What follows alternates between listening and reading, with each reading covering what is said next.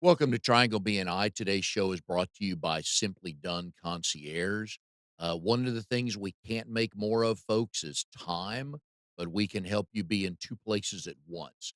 Folks at Simply Done Concierge can help you with meal prep, loading and unloading, packing and unpacking, pet sitting, pet walking, running errands, anything like that. So if you find yourself short of time, go to simplydoneconcierge.com. Tell them what you're looking for. I know they'll be able to help. Hi, everybody. My name is Mike Manning. Each week on Triangle BNI, we bring you a local small business success story. If you are not familiar with BNI, it is Business Networking International, the world's largest networking organization. Our little slice of heaven here in the Triangle at Raleigh, Durham, and Chapel Hill includes 32 chapters and about 560 members each week getting together to help each other grow our business. And this week, we are going back down to the beach for our friends in coastal BNI, which is Wilmington, Fayetteville, and Wilmington, everything east of that. And our local small business success story is Kevin Blanchard. Kevin is the branch manager with LaborFinders Staffing Services. He is in the Wilmington Connect chapter. They meet every Thursday morning at 8:45 at the Wrightsville Beach Brewery in Wilmington. Kevin, good morning. How are you? Good morning. Thanks for having me, Mike. I'm doing just fine, thank you. My pleasure. Life at the beach is good, about 78 degrees, a hint of a breeze. Uh, Life at the beach is always good. Even when it's not good, it's good. Well, this is the first time in a long time I've coming into the studio without a jacket on, so at least it's warming up here as well. Kevin, labor finders, we hear all kinds of things about the job market, what jobs are open, who's looking, who's not. What are you finding out these days from folks? Let's start with the people looking to hire. What are they looking for, and what's the market like for them? It varies by business, right? What they're looking for, and every business owner has their own needs and desires when it comes to employees, right? I mean, everyone always wants a top-notch employee who's going to show up on time and work hard. Um, but what a lot of business owners unfortunately are finding right now is that employees have kind of taken control of the market, and employees want a lot more financially, and to do a lot less than what has ever been expected before. um, and obviously that's not sustainable. Yeah, there's so many job opportunities out there right now. I think nationwide there's close to 10 million jobs, yet there's only 5 million people seeking employment. Um, so brick and mortar businesses are really struggling to find that hardworking, qualified individual. I think a lot of that has to do with the ability for people to start working remotely. A lot of remote opportunities presenting themselves, whether it's working for Google or working for Facebook or working, doing whatever it is. The ability to work from home has become such a desirable thing for the employee. It's hurting small businesses who are still brick and mortar, service industry type places. If you've gone to a restaurant at any point in the last 3.5 years, the quality of service you've received has really kind of fallen off. And those servers, God bless them, they're doing the best they can to keep service top notch, but it's slower. Your kitchen staff is not nearly as experienced as it used to be. The serving staff is not experienced as it used to be. And it's really created quite a challenge across the board for any brick and mortar business to find a good quality employee. When COVID started, or let's say the month before COVID started, I imagine there were very few remote jobs anybody was looking to fill. And then Yeah, COVID so came along and that changed everything, didn't it? it absolutely did. So don't quote me exactly on these numbers, but I'll give them to you. So I had read an article probably about a year ago, that came out via Bloomberg, and it was talking about the unemployment rates, um, or the our unemployment numbers nationwide, different cities, different markets, and what they look like. So Wilmington, since that's where I am, of course, is what piqued my interest. And Wilmington, pre-COVID, had a 3% unemployment rate. Uh, and it was, something like 80% people really looking to go back into a brick and mortar setting. It wasn't a ton of remote stuff that people were seeking. Post COVID, um, 54% of all unemployed people that were living in Wilmington were only looking to return to work remotely. 3% pre-COVID or whatever that was, all the way up to 54%. I mean, now Wilmington is becoming a very tech town. So those opportunities do exist, but again, there's only so many opportunities to go around.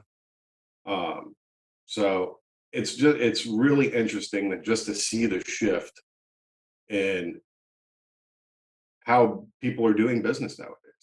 Um, but I found it really astonishing. Wilmington was the number one city in the nation of the amount of unemployed people seeking to return back to work that were only seeking to return remotely.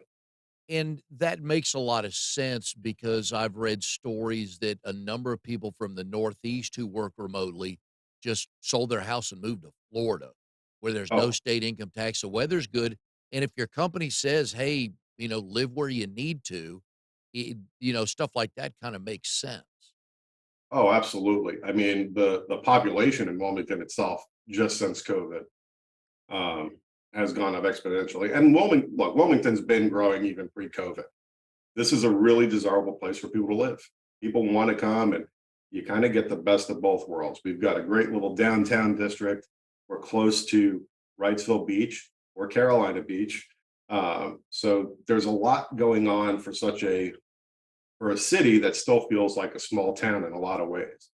Um, I came here in 2014, and the population of Wilmington was about 90,000, and today it's 155,000 for the city. Wow. So, and it continues to just grow. There's a lot of apartment complexes being built everywhere, residential communities popping up.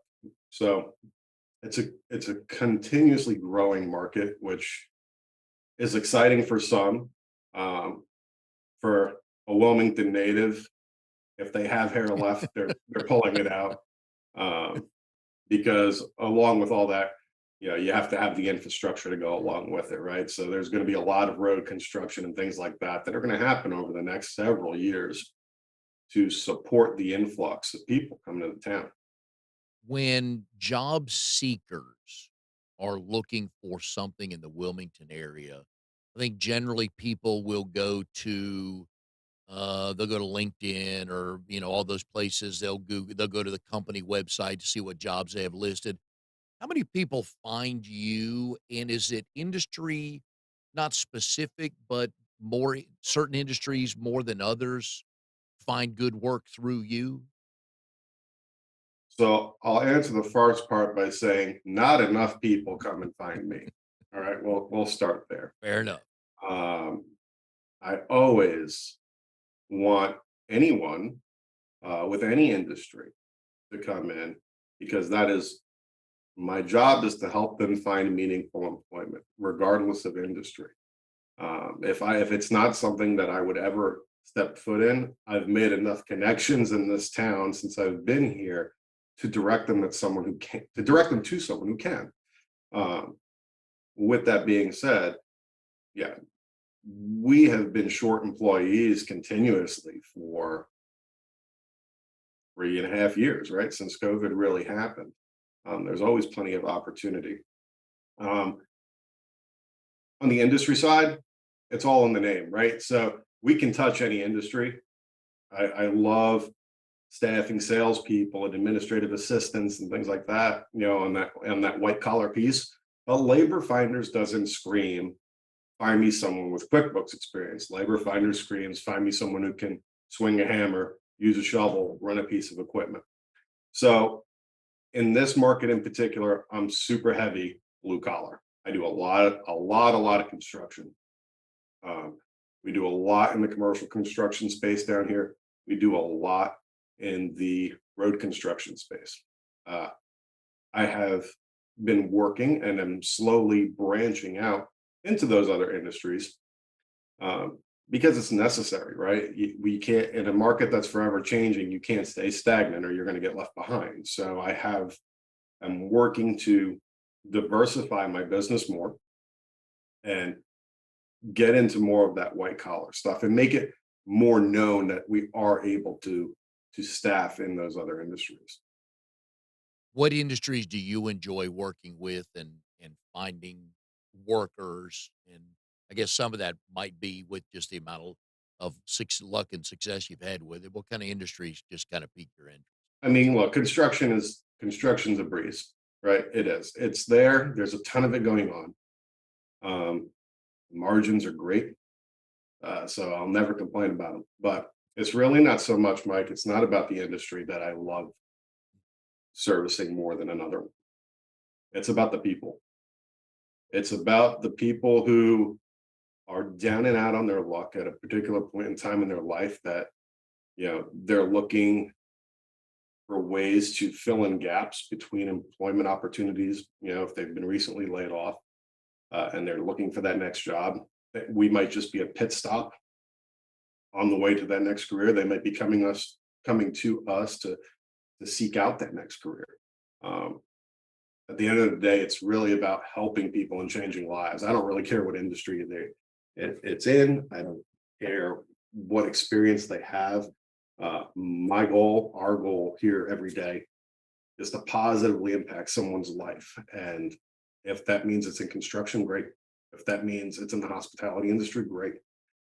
If it means that I'm trying to find a paralegal, a position with a local attorney here, great. I don't really care about the industry. I care about the people who are seeking employment, and looking to better themselves, and are just needing that next opportunity. I think one of the best stories I've heard you tell, and this goes back probably if what have we known each other? 6, 7 months, 8 months, maybe. I forget how long it is, but it was early on when I was visiting your chapter and you were telling a story that you frequently take food to homeless folks and meet them and give them your business card and just hoping that you can help them.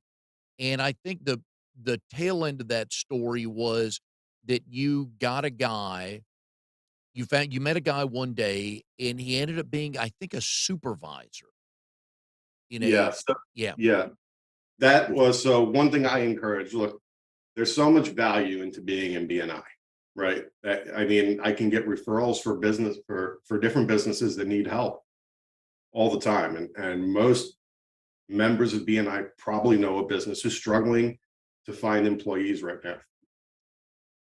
But BNI has another value for me, and that's the ability for people to refer employees my way. And so one thing that I do in our chapters, I keep out recruiting cards, uh, and I hand them out to the members. Right, you go into any major city in this country, and you're going to find that people are on the side of the road panhandling and whatnot. And so, a shout out to Jen McLean with Jam Organizing, who's been in and out of BNI chapters for years. She passed a recruiting card out to a gentleman, uh, who was panhandling over on South College Road, and he wound up being a skilled carpenter. He Wow. went through a divorce, lost everything in that divorce. It led him to struggle severely with alcoholism and led him to homelessness. And in order to survive, he sold his vehicles, sold his tools, sold everything he had, um, just to try and make it. And got himself in such a dark place that he really didn't know where to turn or what to do. Um, and so she passed out a recruiting card, and that's how I found that particular gentleman. Um, but yes, I have found plenty of people who are struggling with homelessness, and that's something that, serving our community, serving in general, is something that's really near and dear to my heart. It's near and dear to my wife's heart. And so we do like to try and get involved in the community, typically preparing at least one meal a week in our home, and then dispersing it. Everyone, there's a number of great organizations in town, homeless shelters that provide meals and things like that. But sometimes you just got to meet people where they're at, because they're not going to go seek out that assistance, whether they're struggling with if they're homeless and they're struggling with addiction issues, or maybe they're just embarrassed and feeling ashamed. And I love taking the opportunity to sit out and drive around this town and find people and meet them where they're at, meet them in that dark space, and provide them with something uh, like a warm meal, and provide them with a friend to talk to. Right? It's just about kindness at the end of the day. It's about being kind and meeting people where they are and trying to relate to them, and then seeing how we can help them. I would imagine a lot of people probably do wanna work, but in those when they are in that spot in their life, they just may not know how to start the process Mhm. of meeting somebody to get hired, new clothes or just clothes, place to shower, place to stay, stuff like that. Yeah.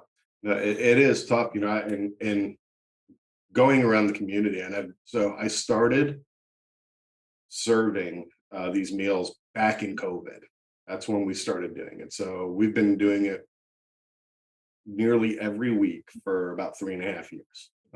We've been going out and doing this. And so I've had a ton of conversations with different members uh, of the community who struggle with homelessness. And one of the most common things that I find as a response is that homelessness in itself has become an addiction, right? It's they that lifestyle of not having any responsibility or not having it, to answer to anyone. And it was an interesting perspective to hear, because it's not anything I ever expected to hear in amongst my conversations, but I've heard it more than once that living as a homeless person is its own form of addiction now. Um, and I recently went to we had a homelessness forum here in town like a week ago, that was hosted by um, a wonderful woman named Laura, who's with Vigilant Hope here in Wilmington, and she had a whole panel of people, and it was really to bring awareness to people in the community of the different areas that people are struggling with. And one thing that they did was they had talked to some people, homeless people in the community, and they asked them, "Hey, what's one thing you want people to know?" And they wrote those things down, and they printed them off, and they posted those quotes from the homeless community on the board. And some of them, they were so inspiring. People are really down and out, but they're still positive. They have faith in God or whatever the case may be, and they're super positive. But there are other ones where, one gentleman said that he lost his dignity 10 years ago. And it's those kind of things, or someone else saying that they could wake up tomorrow and know that tomorrow could actually be worse than today, and they don't have anybody to talk to about it, anyone to support them, right? And just how broken they were. It was as involved as I already am in the community. It was very, very eye-opening to kind of even hear those additional things. And I'd encourage anyone, honestly, world is a weird place right now. And we all just need to love each other a little bit more. But one of the best things anyone can do separate from work, it happens to benefit me work wise, because I build relationships with people who are struggling on a daily basis. And then I have an opportunity to make their life better by giving them a job, um, which in turn is beneficial for my business and hopefully beneficial for a client that I'm serving as well. Right. So everyone wins in the end. Um, but get plugged in your communities, get involved with different nonprofit organizations and find out how you can serve and help your community, and you'd be amazed what, you know, givers gain, right? Oh, yeah. Yeah. It's more than just business, it's life, right? Yep. And I know you are not a native to the Wilmington area. I think you are No. one of the many from north of the border, shall we say, Kevin, Yeah, that no, made their way down here. What got you down here? that's a interesting story. So born and raised in New York City, grew up in Queens, uh, and my father was a construction worker for what is now Verizon. You know, most people don't know, but up north, Verizon is not just cell phones; it's landlines. But he started back when it was New York Telephone, and then 9X, and then Bell Atlantic, and so on and so forth. But he hated living in the city, and so he had put a transfer in with a phone company, and we moved up to the Catskill Mountains. Uh, so I went from the center of everything to the middle of absolutely nowhere. A little town, a little hamlet called Oak Hill in the town of Durham in Greene County. It's about only about an hour, 45 minutes to an hour south of Albany, New York. Super, super Irish community. Uh, has a great Irish festival there every Memorial Day weekend. So if you need something to do on a Memorial Day weekend, shoot up to East Durham, New York, and go to the Irish festival. It's a great time. There is nothing to do in that town, but go to pubs, which is fine if you're into that sort of thing, and take in some beautiful mountain scenery. But I kind of always craved being in the city after leaving there. And so after I graduated high school, I wound up in Albany, New York for a bit, and was kind of miserable. But I had met a young lady while I was in high school, actually through a friend that we had taken interest in each other for a while, but never really sought it through. And then we tried dating long distance. And I said, at the time I was almost 21. I said, you know what? This place stinks. I need a change. And I packed my stuff and I moved to Concord, North Carolina back in 2006.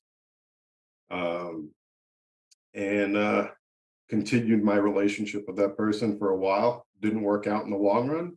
Uh, God had a different plan for me. So I left Concord in 2006 and wound up in Winston-Salem, North Carolina.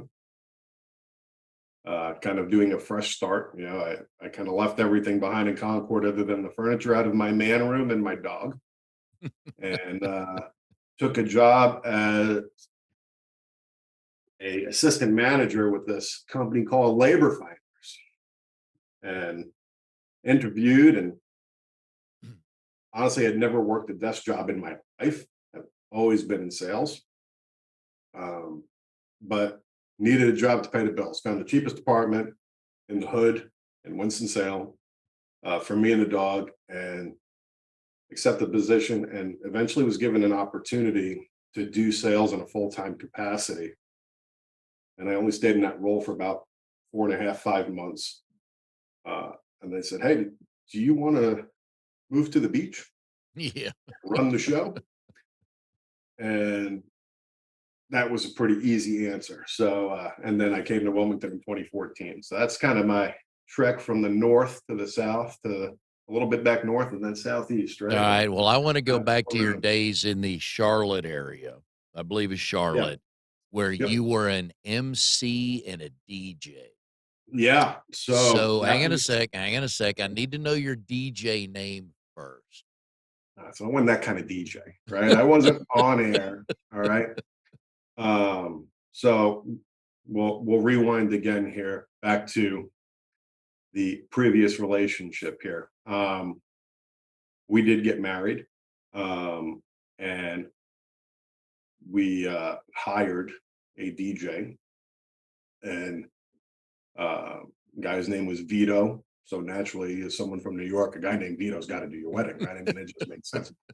And but he saw how much fun I had, and told me to give him a call And so I did, and he offered me the opportunity to come DJ for him, because he thought, yeah, he clearly see I knew how to have a good time. So he hired me on to be a DJ for him.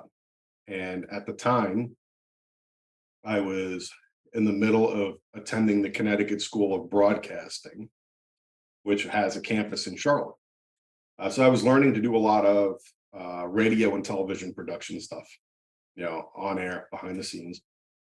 And so while I was in school uh, and working full time, doing school, and then on the weekends, I was DJing and emceeing weddings for him, and I had a blast. Um, and I did weddings and bar and bat mitzvahs. That's what I did. Um, So were I you weren't DJ Kevin, were you? No, I wasn't DJ Kevin, or I mean, if I had a DJ name, my roommates back in Albany, when I was much younger and with a lot less facial hair, used to tell me I looked like Doogie Howser, so they used to call me Doogie Fresh. So I would have probably been DJ Doogie Fresh, right? That might have been where I went with it. But Alright, so everybody uh, young listening to this show today, you need to Google Doogie Howser, and then you'll get it. yeah, they only know him from modern television, right? Exactly, yeah, yeah. But yeah, DJing was a blast. I absolutely loved it. And I actually, even after I moved to Wilmington, because he was based out of Charlotte, um, the business is no, he's retired now. I think he has like a small wedding shop, because it was a one-stop shop. You could get your wedding dresses, your gowns, Wow. your DJ, your photography, your videography. I mean, you literally could do your whole wedding by going to one vendor, which was really Yeah. kind of convenient. And it was good quality. That was the biggest thing. It was good quality. It wasn't, a fly by night. These dresses came off of, the back of a truck that Yeah. came down from Chinatown or anything like that, right? Like, it was legitimate stuff. He had good stuff.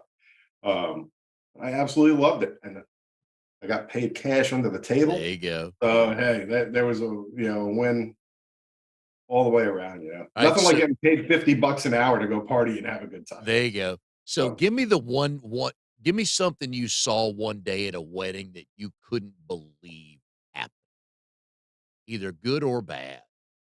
Because we all love stories. There's always somebody.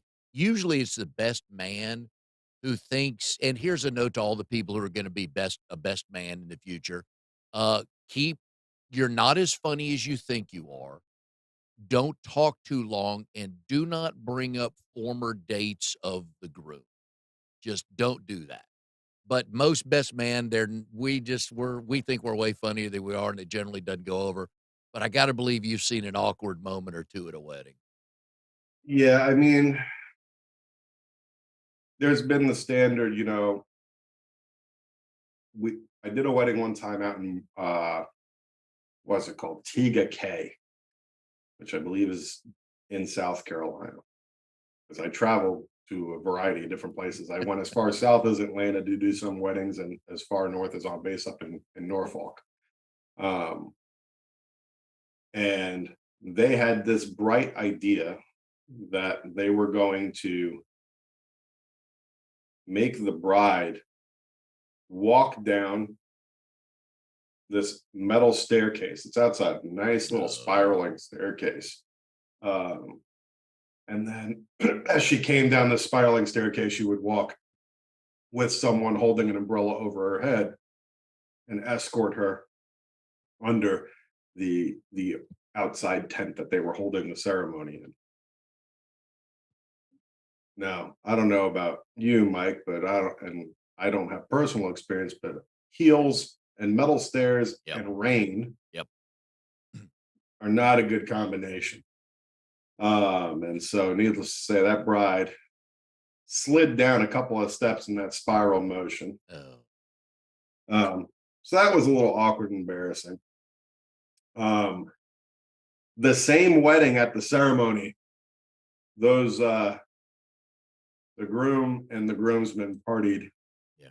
pretty hard the night before. And they managed to make it through the ceremony okay. But when it came time for the reception, that bride just had a bad day. One of the groomsmen had just kept partying and partying throughout the wedding, and was out on that dance floor and didn't feel too hot and puked all on the back of her Oh, wedding gown. Um, so yeah, that was probably the most awkward. And wow. I do know of a best man who's no, he wasn't the best man. He was family related to the groom. His job was to get the groom to the wedding because the groom and his buddies enjoyed partying. They knew they were going to party a lot the night before, but his job was to get the groom to the wedding. That was his only job. He got the groom to the wedding, but the best man never made it because they got so drunk the night before. that's too funny. Which I love. Okay, so Connecticut School of Broadcasting, one of the things I like to do is look up distinguished alums of a university such as yours, where you got a degree from. And hopefully, this interview, if you're not already in that echelon, you will be shortly. So, two names that jumped out at Connecticut School of Broadcasting. One is Artie Lang, who used to be on Howard Stern show. Big fan of Artie Mm. Lang. And the other one is Rush Limbaugh. Did not know that. So, hopefully, after this interview and people watch it, that they'll say, and Kevin Blanchard, will add him to distinguished alums of Connecticut School of Broadcasting. That'd be fantastic, right? So yeah, Uh, no, Connecticut School of Broadcasting, really quick. That was such a great program to attend, especially for someone who's kind of wanting to get in that media side of things, because there's no extra hoopla that goes along with it, right? This is an express, like when you're there, you're learning about radio, you're learning about television. You're not having to take any math requirements and do all that other stuff. And you're learning both sides of it. You're learning on air, you're learning behind the scenes. Um, you're getting different internships. So I did an internship doing video production for PBS out of oh, Charlotte cool. at the time, and I had to put together a travel segment for them on traveling through England and France. It was like a two episode segment. They took you through England first, and then they took you over to France, and so it was really cool. It was a good experience. I do nothing with it now other than hang out with you today. There you go. Yeah. And But which is why I had to find Amnon to be able to do this because I have no technical skills, and honestly, I have no technical want to. I just yeah, my eyes just don't see this world that I walk into every Monday, and I'm thankful that Amnon is here. So, and for all the folks at Connecticut School of Broadcasting that did stuff that others can just watch and enjoy.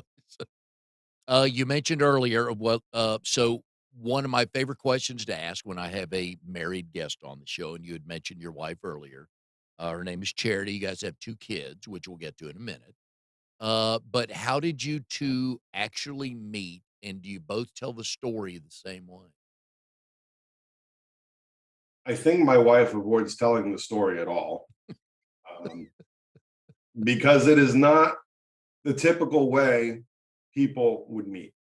I shouldn't say it's not typical. I'm sure there's plenty of people who've met similarly, but the details of the story of which we met are not flattering. So uh, when we met, um, I was going through my separation at the time. And I was kind of in a dark place. I wasn't doing too good. And a buddy of mine who I used to work with at Schwann's, um, he said, "Man, my wife, he's a good old country boy from Lexington, North Carolina, and he's all about sitting around a bonfire and having a cold beer. And his wife wanted to go dancing at the clubs in Greensboro, and that wasn't his thing. But he knew that since I was from New York, that I must know something about those things. He needed me to be his wingman, and he said, 'Hey, come up to my house tomorrow. We're going to go out to dinner. or have dinner, and then we'll go out to Greensboro. And we're going to go have a great time. And my wife's bringing a friend along, and so you won't be by yourself and all that other stuff. And to be perfectly honest, Mike, I had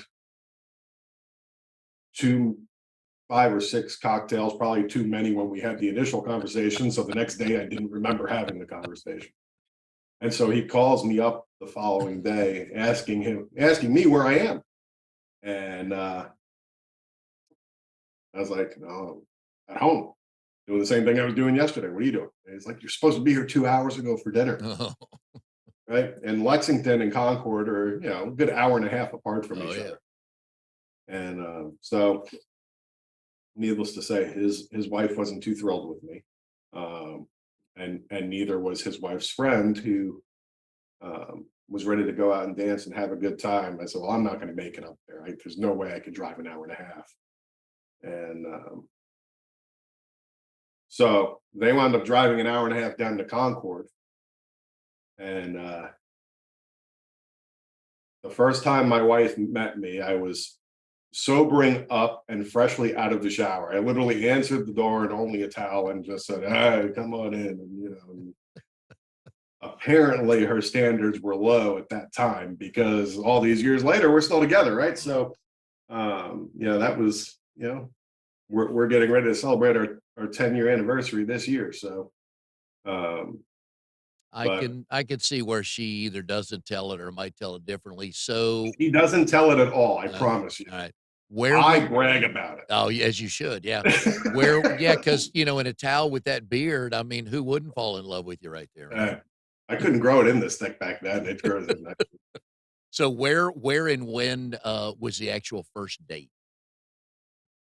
The actual first date was, I picked her up and we went to um Carrabba's. It was our first official date. Um and we went to one, it was up in Winston-Salem, I believe is where it was. So, because when we first started dating, before I had officially moved to Winston, and we're just kind of hanging out and getting to know each other a bit. So our first date, I went and picked her up, but I was driving from Concord up towards Lexington to Yep. go see her. So I hooked her, and then I tried not to let go. So Uh, excuse me. So when did you know, "Ooh, I think there's something here"? when she gave me her number after me answering the door and only a towel, I thought, must be something there, right? And, will she ever admit that she knew, "Alright, I'll try to save him. I No, think there's something here." no. She admits to a lot of things. She's a very open and honest person, but I don't think that's something she would ever admit. And her parents were like, "Really? That's how you 2 met?" Oh, her parents don't know. Okay, good. I can promise you that. Good. Alright, so you have 2 kids, which one is more like mom? Which one is more like dad? All right. So Jordan, he's the oldest. He's recently 12. He's technically my stepson, but he's mine through and through. He was very small when me and my wife started dating. Um, and he he's more like me as far as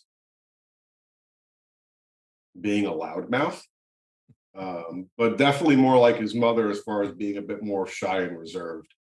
Um, no, my daughter, she's 9 going on 19, and she is every bit like me, looks like me, acts like me, but has her mother's manners, thank God. Okay. Uh, so she good kid, heart of gold. Uh, Loves everybody, will do anything she can for everybody. Always is. She's very empathetic, which my wife is very.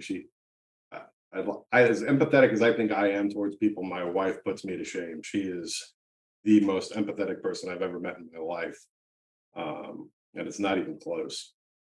And my daughter has picked up that trait from her, and it's a very admirable trait, and one I'm very proud of. Actually, she's a good kid.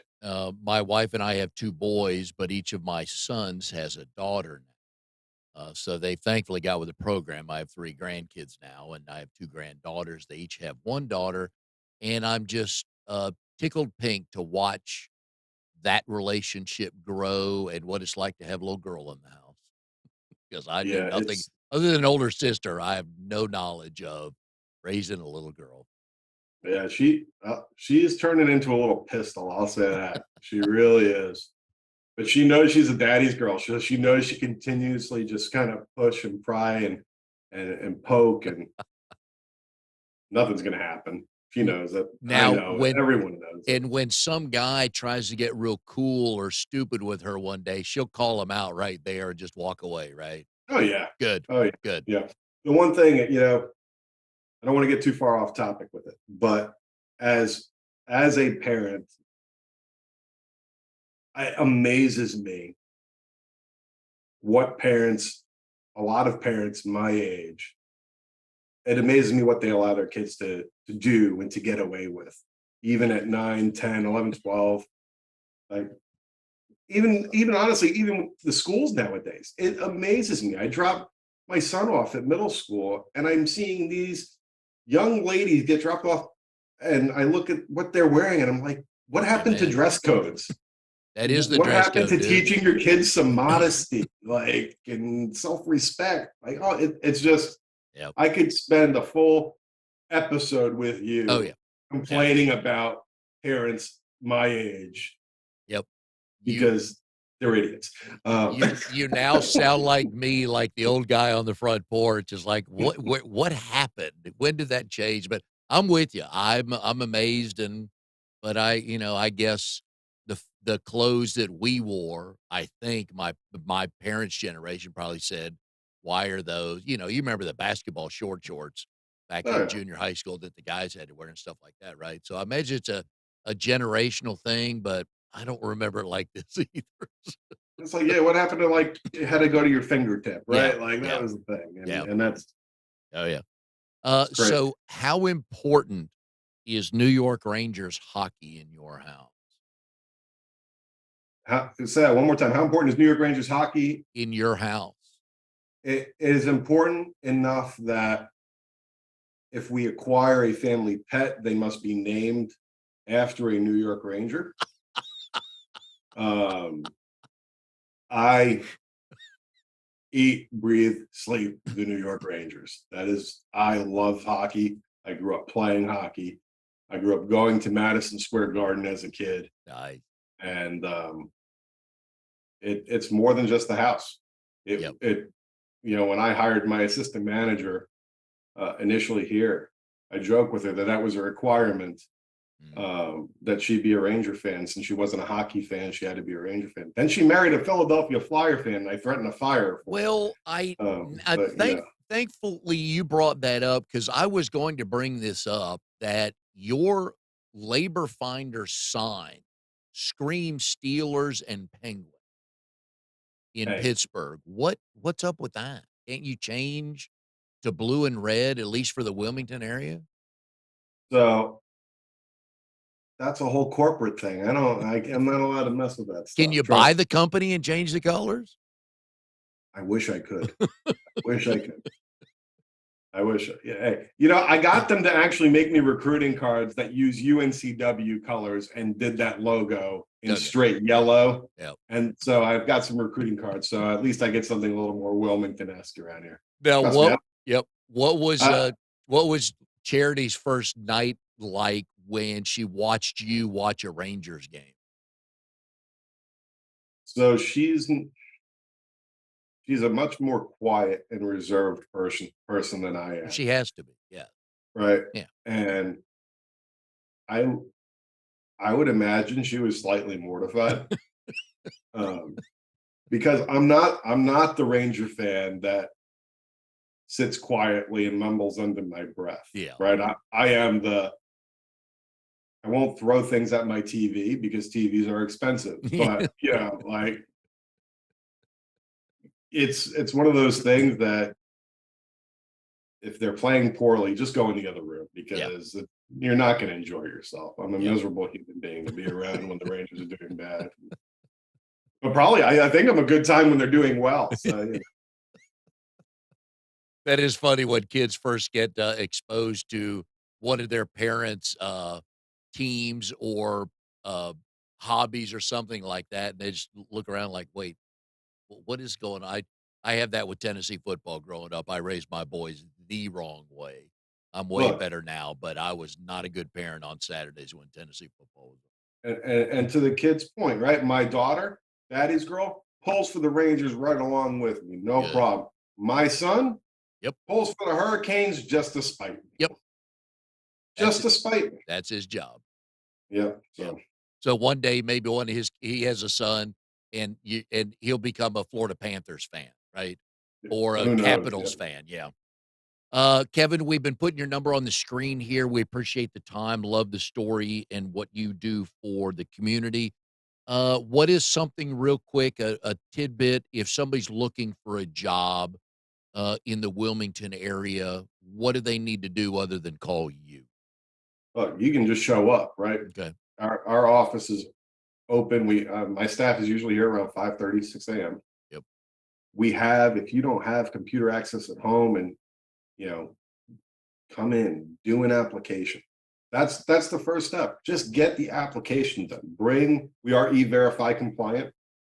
So, if people aren't sure what IDs to bring, they can certainly just Google, I-9 acceptable documents on their cell phone, and bring in some documentation that we're going to require. Legally, we can't say you Yep. have to have this and you have to have that, but the government can, and Yep. they do. So there's a list of items you can bring. So bring in the acceptable forms of identification. Just come in and get an application done. Start there, right? We have different opportunities that pop up all the time. We do business a variety of different ways. We offer short-term daily assignments.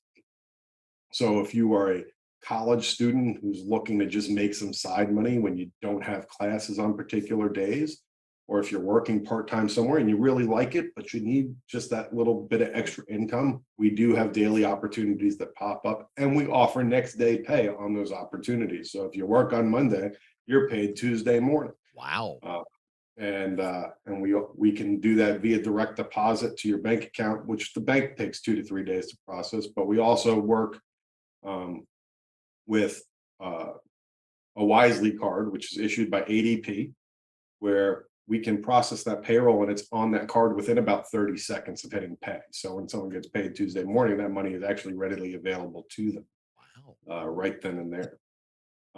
Then, of course, we have our temp to perm and direct hire opportunities. But the only way I can help anyone is if they get in the door. I can talk to you on the phone. We can talk back and forth on Facebook. But I just redid my lobby and it's super nice and inviting. We've got computers there. I've got coffee out there. It looks more like a coffee shop in my lobby right now than anything else. My Yeah. wife is actually working on painting a mural out there to even Oh, make it that nice. much more inviting. So yeah, that's my wife Charity. She's a fantastic artist. So now she's just trying to figure out how she's going to sell her stuff. But she does oil on canvas and everything. And Very nice. What is the address of your location? 108 North Kerr Avenue, Suite I, Wilmington 28405. It's a small little business park right near the intersection of Market and North Kerr Avenue. We are the last building on the right, and we're the only building that is a standalone business. All the other ones have multiple units in it, but this is ours, all to ourselves. All right, folks. So we've been putting the number up here. Kevin just gave you the address to the place. If you're looking for work, like I said, part-time, daily, hourly, anything like that, give them a call because like you said earlier, Kevin, the jobs are out there, right? Yeah, absolutely. And again, and even for the business owners, there's something to be had there, right? I mean, having a conversation doesn't cost you anything. Even setting up a contract doesn't cost you anything, right? You're only paying for the service that I provide. So whether that's short term, plug in daily work, temp to perm, direct hire, and I've even started encouraging business owners, because turnover is so high nowadays. Send your workers that you're curious about, run them through us for 20 days, 25 days, see if they're going to be a good fit for your business culturally, and then bring them on full time. Make sure they're going to last. All right. So that's something else I've been discussing with a lot of business owners. But I I appreciate it, Mike. Thanks. love the way you're thinking, helping small business owners. So, folks, if you're in the Wilmington area, please go find Kevin, or if you know somebody could benefit by working with him, please let him know. Kevin, enjoyed having you on the show today. Thanks so much, Mike. Yep. And we will see everybody next time on Triangle BNI.